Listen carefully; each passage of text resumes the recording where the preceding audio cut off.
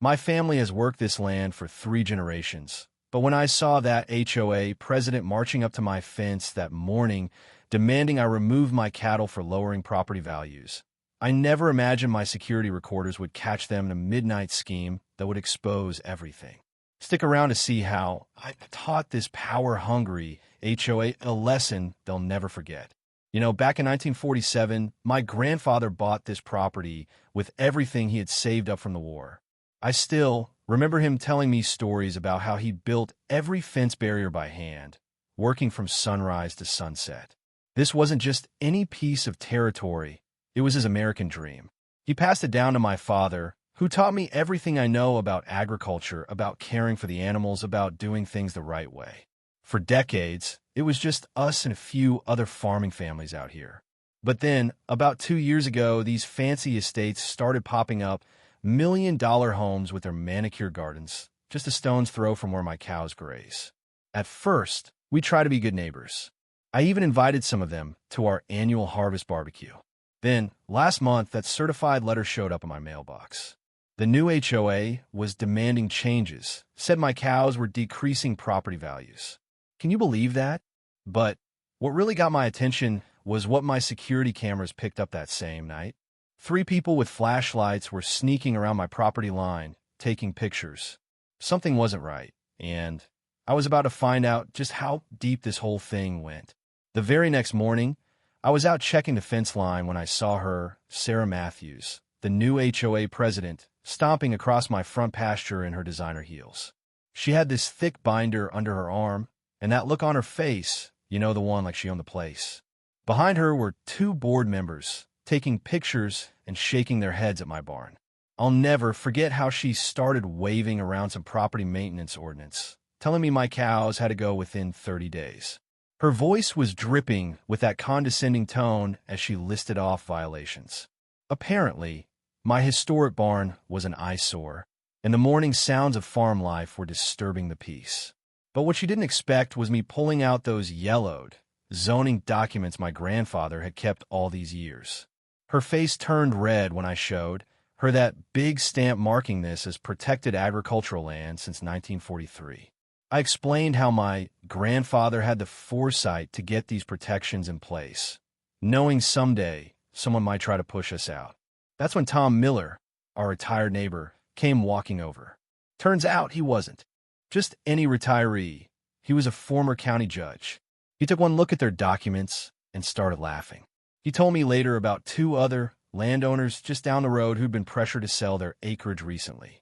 Something about his tone made me realize this wasn't just about my cows or property values. Later that evening, I got a call from Bill Thompson over at the Carson family farm. They got in the same letter, same demands. 3 generations of farming, just like us, and now they were being told their way of life was unsuitable for the neighborhood. But what these HOA folks didn't know was that they'd picked the wrong ranchers to mess with, and I had a feeling Tom knew exactly what we needed to do next. I couldn't shake the feeling something bigger was going on, so I started reviewing my security camera footage from the past month. That's when I noticed something strange. Every Wednesday night, like clockwork, a black SUV would park at the end of my property. At first, I thought they were just teenagers looking for trouble, but then I zoomed in. It was Sarah Matthews and someone I'd never seen before, taking pictures and pointing at different parts of my fields. But the real shock came when I was going through my mail. Those complaint letters the HOA kept sending, I started noticing something odd about the signatures. Mrs. Johnson from number 42, Mr. Peterson from the corner house. I knew these people, they'd always been friendly. So I showed up at Mrs. Johnson's door with one of these letters. Her face went pale. She'd never signed anything like that, never even heard about complaints against my farm. That's when Tom, our retired judge neighbor, connected me with Jack Wilson at the local newspaper. Jack had been investigating similar cases in neighboring counties. Farms that had been in families for generations suddenly selling for pennies on the dollar after HOA pressure. He showed me a pattern. Luxury developments popping up exactly where family farms used to be. One night, my doorbell rang. It was Linda, Sarah's assistant from the HOA office. She was shaking as she handed me an envelope. I can't sleep at night knowing what they're planning. she whispered. Inside was a USB drive with recorded board meetings, emails, and a development plan I wasn't supposed to see. They weren't just targeting my farm. They had a hit list of every agricultural property in the county.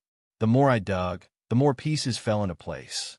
Those late-night meetings, the fake complaints, the sudden pressure on all the local farmers, it was all part of something bigger. And when I finally connected all the dots, I realized this wasn't just about property values anymore. These people had no idea what they'd started, but they were about to find out exactly what happens when you mess with a landowner who's got truth on his side. I'll never forget that. Sunday morning, when I finally saw what was on that USB drive, there was Sarah Matthews in the HOA office, meeting with a man in an expensive suit. Her husband, James Matthews, CEO of Sunrise Development Corporation. They were laughing, planning how they'd push out every landowner in the area. Once those property values tank, he said, we'll swoop in and buy everything for next to nothing. It hit me like a ton of bricks. The same company that had been buying up foreclosed estates across 3 counties was run by the HOA president's husband. Every complaint, every violation, every late-night inspection, it was all orchestrated to drive us out. They'd done this before, targeting family farms one by one, using HOA regulations as their weapon. The next recording showed Sarah mapping out their strategy. Start with the Miller farm, she said, then pressure Thompson's place, save the stubborn one with the cows for last. They even had a timeline drawn up for when each property would be dealt with. But what made my blood boil was hearing them mock my grandfather's original deed. Who cares about some old paper? James laughed. By the time they figure out what's happening, it'll be too late. I took everything to Tom, our retired judge neighbor. He spent hours going through those files, his face getting grimmer by the minute. This is bigger than just harassment, he said. They're manipulating property values, falsifying documents. This is illegal. That's when we discovered they'd already done this in 2 other communities, leaving devastated farmers in their wake. What these city developers didn't understand was that out here, we stick together. Word spread fast among the farming families. Bill Thompson's daughter, a lawyer in the city, started looking into their previous developments. Every single one followed the same pattern. An HOA would suddenly get aggressive. Farms would be forced to sell, and Sunrise Development would swoop in with their luxury homes. But this time was different. This time, they'd left a trail, and this old farmer wasn't about to let them destroy everything our families had built. The local news story broke on a Tuesday morning. Local HOA caught in farmland scheme. Front page with pictures of my farm and copies of those fake complaint letters. You should have seen Sarah Matthews' face when she pulled into the HOA office that morning, reporters waiting at the door. But that was just the beginning. The emergency town hall that night changed everything. As farmers from across the county filled every seat, old Mr. Peterson, who'd supposedly complained about my farm, stood up with tears in his eyes. His father had lost their family farm to the same scheme 10 years ago. That's when 3 HOA board members shocked everyone by resigning on the spot. Mary Collins, one of them, handed over emails exposing Sarah's manipulation. We were pressured to vote against farms, she said, her voice shaking. This isn't what we signed up for, but the real bombshell dropped when a state investigator walked in. Seems our little local story had caught some bigger attention. He explained they'd been tracking Sunrise Development's suspicious land deals across the state. All they needed was concrete evidence, and thanks to that USB drive and our security footage, they finally had it. You could hear a pin drop when he showed those surveillance photos of James Matthews meeting with county officials late at night. The same officials who'd been fast-tracking zoning changes for his developments. Right there, in front of everyone, he announced they were launching a full legal investigation into both the HOA and Sunrise Development. Sarah and James weren't at that meeting, of course, but by midnight, their perfect little scheme was all over the evening news. Sometimes justice comes in surprising ways, and watching their carefully planned deception crumble on live TV was just the beginning of what was coming their way.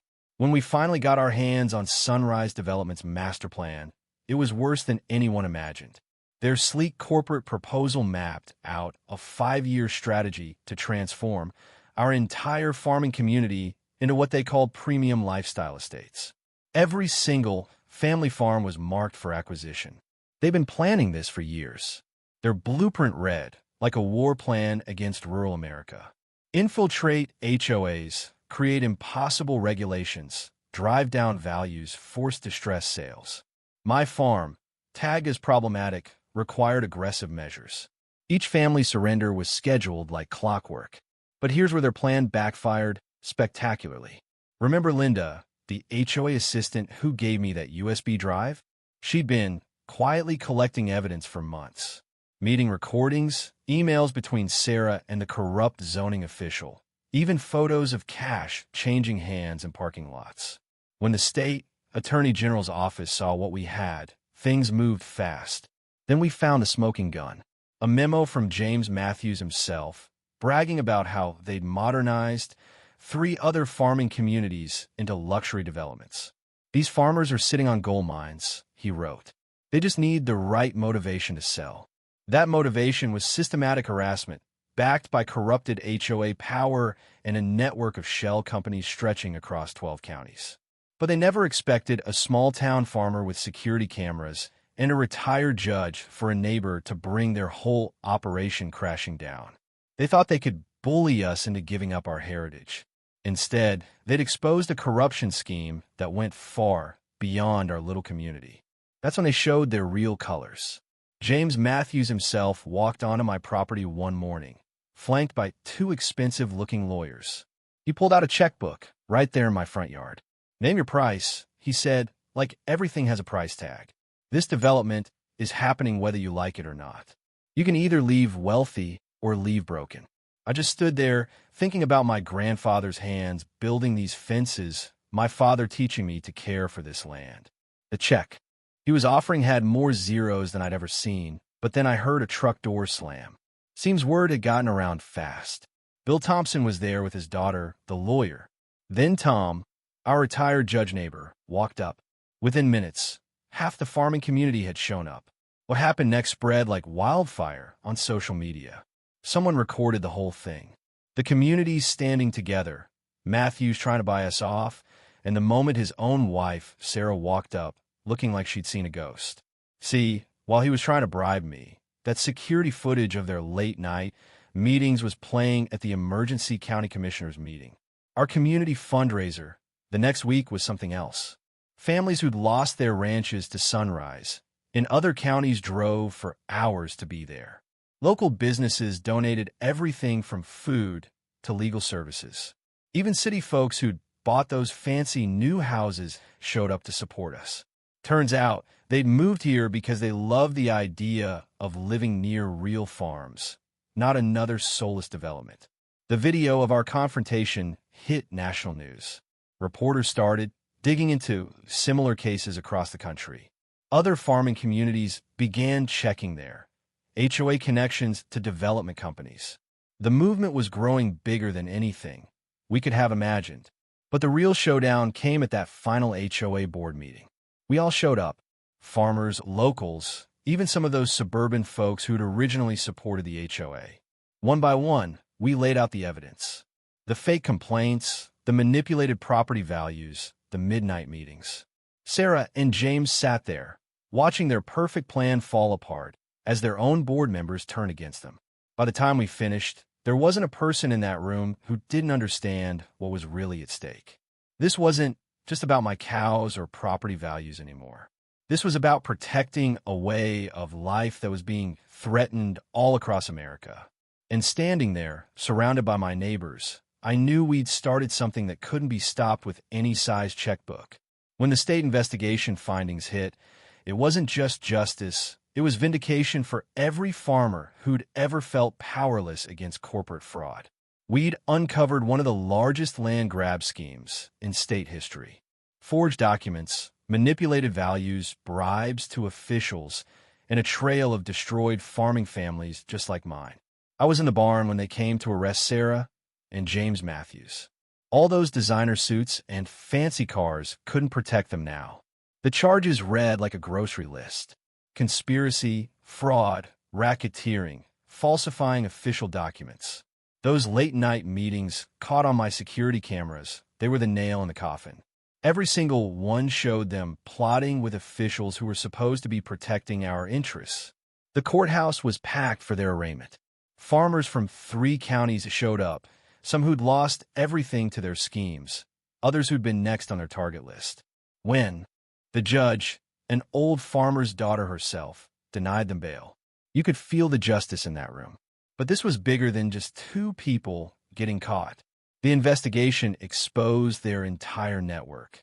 Sunrise Development was just the tip of the iceberg. Behind it were investment firms from big cities, all working to swallow up America's farms through HOA manipulation. They perfected their technique across multiple states, always using the same strategy we'd caught them with. That's when our state representatives stepped in. They'd been watching this case closely, and now they had what they needed.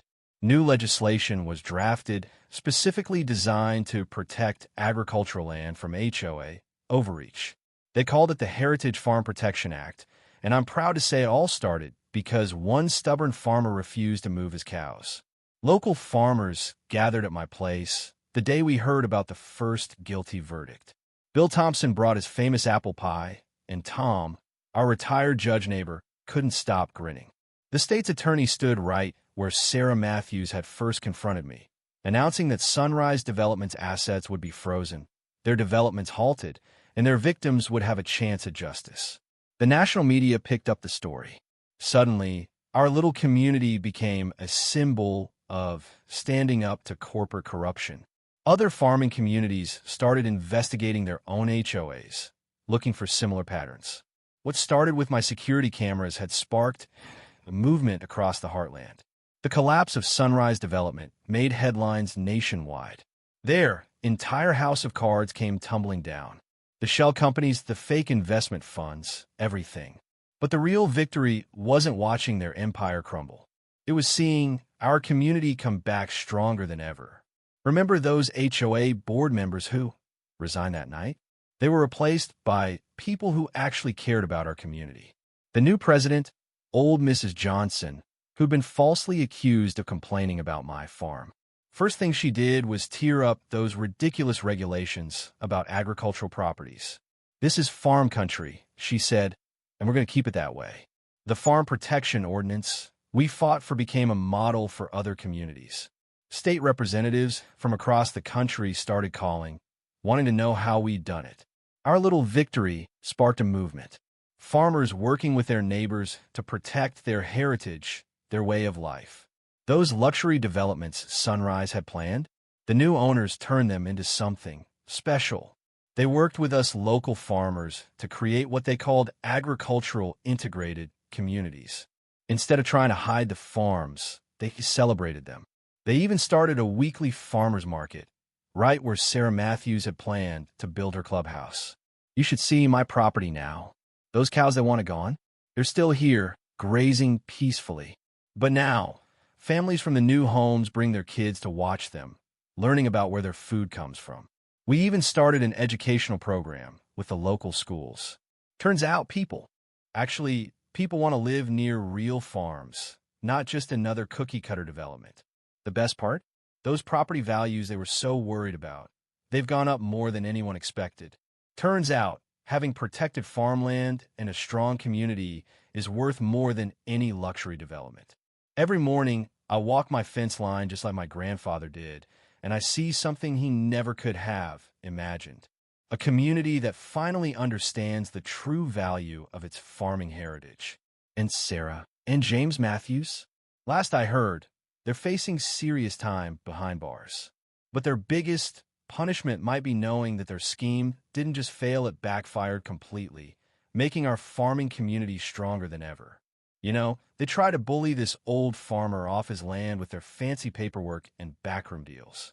Instead, they united a community and changed state law. Now, my cows aren't just livestock.